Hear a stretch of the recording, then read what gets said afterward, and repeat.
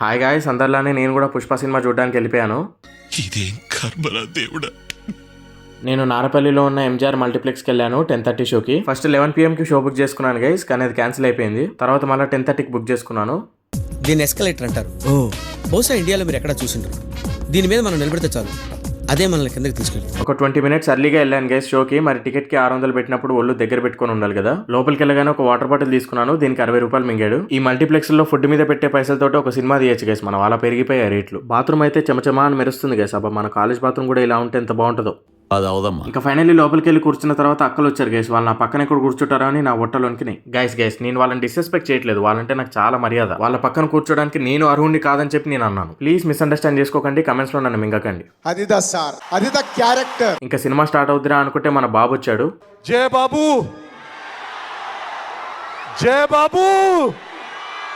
Movie గురించి చెప్పాలంటే first half mass, second half జాతర మాస్. నిజంగా అల్లు అర్జున్ ప్రాణం పెట్టేశాడు గైస్ పుష్ప క్యారెక్టర్ లోకి. ఇంకో 10 నేషనల్ అవార్డులు ఇచ్చినా సరిపోదు.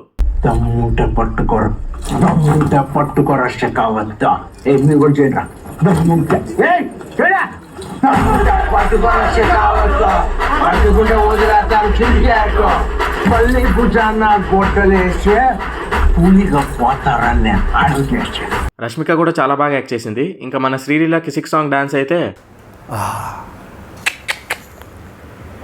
నా జీవితంలో ఎప్పుడూ చూడలేదు, ఎంత అద్భుతంగా ఉంది. అరే రే రే రే, హిమాలయ కొండలు ఇంత అందంగా ఉంటుందని నేను ఫస్ట్ టైం నా కళ్ళతో చూడడం ఏదో సినిమాలో చూశాను.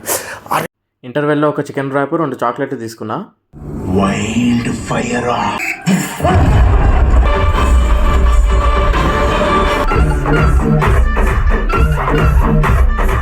క్లైమాక్స్ అయితే బోయపాటికే జ్వరం తెప్పించేలా ఉంది.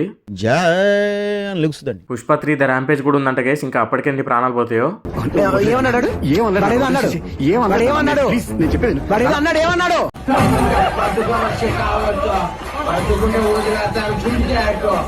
మళ్ళీ భుజాన్న గొట్టలేసి పులిగా పోతారని నేను అడుగుచేసాను.